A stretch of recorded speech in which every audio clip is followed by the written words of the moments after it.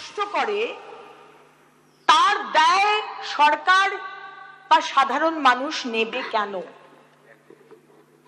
যে সরকার ভোট পরবর্তী সন্ত্রাসকে উপেক্ষা করে, যে দল গাড়ির বনেটের উপর দাঁড়িয়ে প্রকাশ্যে ডিজে বাজিয়ে ভয় দেখানোর রাজনীতিকে প্রশ্রয় দেয়, যে সরকার সমাজ বিরোধীদের বিরুদ্ধে কঠোর ব্যবস্থা না নিয়ে উল্টে তাদেরই পক্ষে কথা বলে, তাদের রক্ষা করে, সেখানে কোনোদিন আইনের শাসন প্রতিষ্ঠা হতে পারে না স্যার।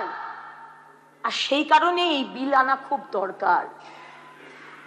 আমরা সবাই শুনেছি প্রাক্তন মুখ্যমন্ত্রী এক নেতাকে বলেছিলেন, তুই তো বোম বাঁধিস, অথচ পরবর্তীকালে সেই ব্যক্তির হাতেই শিল্প দেখার দায়িত্ব তুলে দেওয়া হয়েছিল।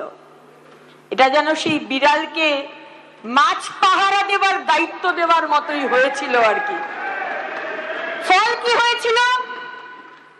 গুন্ডারাই সরকারকে চালিয়েছে, গুন্ডারাই সরকারকে নিয়ন্ত্রণ করেছে, আর পুলিশ ফাইল মাথায় দিয়ে টেবিলের তলায় তারা লুকিয়েছিল।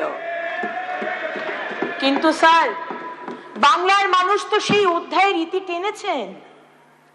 আজকে আমাদের সম্মানীয় মুখ্যমন্ত্রী শুভেন্দু অধিকারীর সরকারকে নির্বাচিত করেছেন অন্যায়, দুর্নীতি, অপশাসনের বিরুদ্ধে যাতে আমরা ব্যবস্থা নিতে পারি। আর যে বিল আমরা আনছি তার মূল দর্শন কিন্তু খুবই সহজ।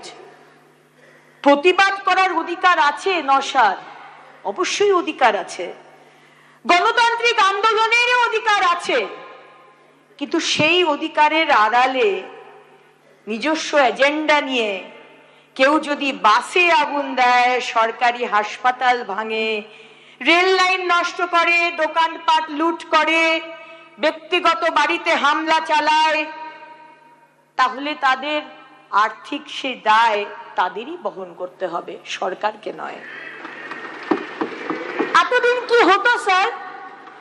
ফৌজদারি মামলা হতো, বছরের পর বছর মামলা চলছে, শেষ পর্যন্ত ক্ষতিগ্রস্ত সরকারি কিংবা বেসরকারি সম্পত্তির ক্ষতির টাকা আমরা দিতাম, সাধারণ মানুষ, আমাদের করের টাকা।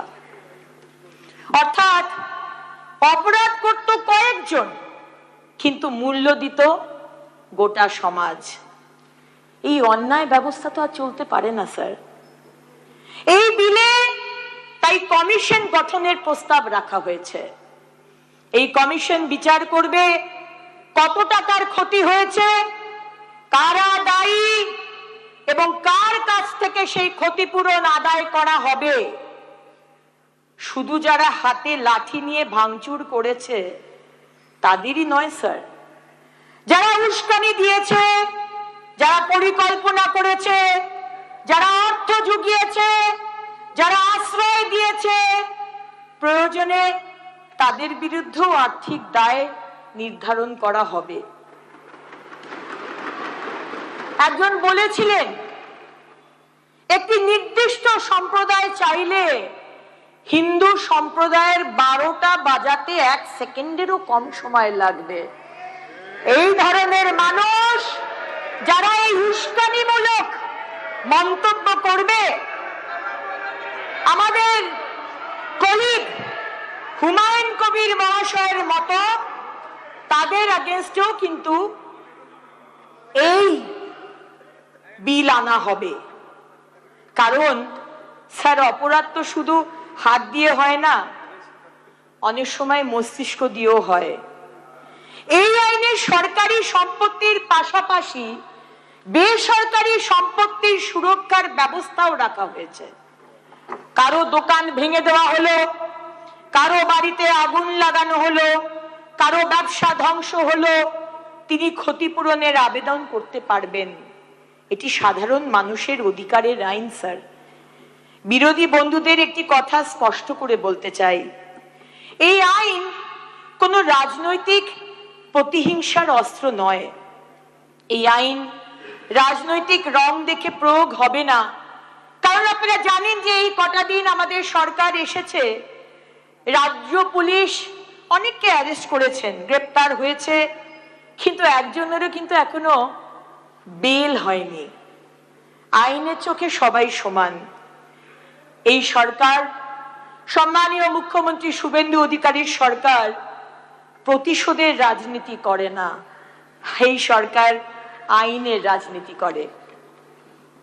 আমাদের উদ্দেশ্য পশ্চিমবঙ্গকে এমন একটি রাজ্যে পরিণত করা যেখানে আইন ভাঙার আগে অপরাধী 10 বার ভাববে, যেখানে প্রতিবাদ হবে কিন্তু ভাঙচুর হবে না, যেখানে আন্দোলন হবে কিন্তু আগুন জ্বলবে না, যেখানে মতভেদ থাকবে কিন্তু সম্পত্তি ধ্বংস হবে না।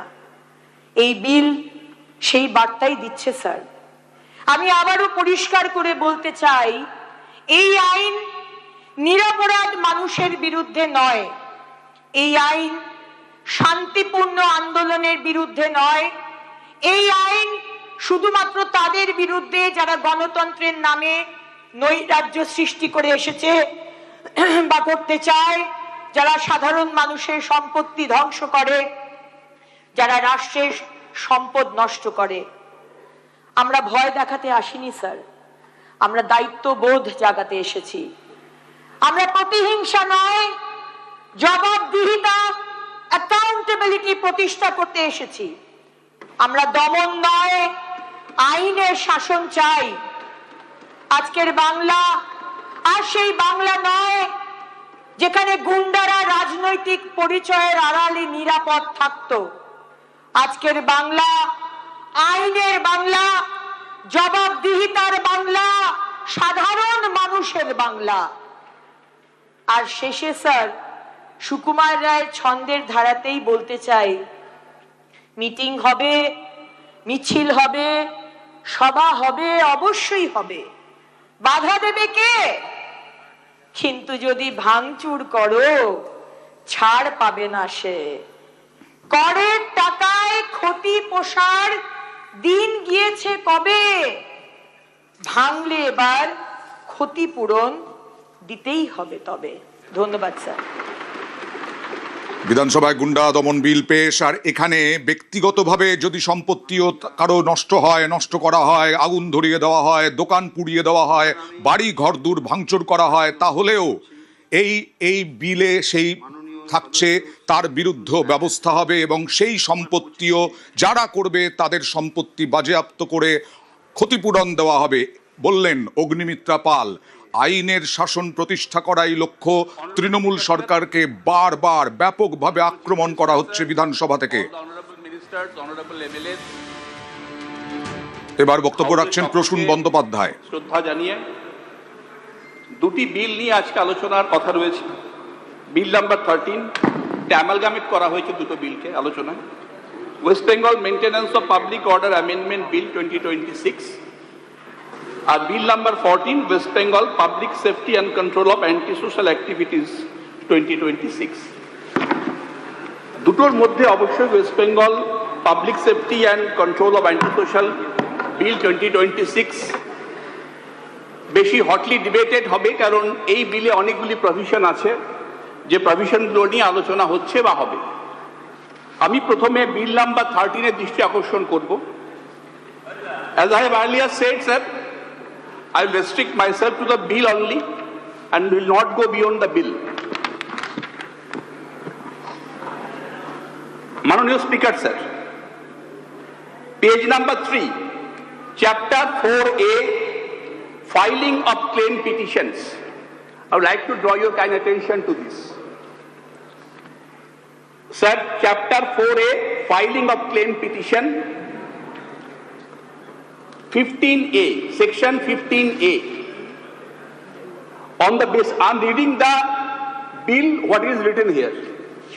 On the basis of such report and the report from concerned Deputy Superintendent of Police, as the case may be, or the Assistant Commissioner of Police, based inter alia on the first information report and other material collected during inquiry, the District Magistrate or the Commissioner of Police shall, without delay, initiate proceedings by filing a claim petition before the claims of commission recovery compensation.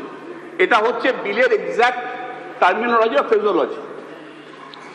এই যে কথাটা বলা হয়েছে, the report of the concerned deputy superintendent of police or the ASP based inter alia on FIR and material collected during inquiry. আমি এই জায়গাটায় হাউসের দৃষ্টি আকর্ষণ করব।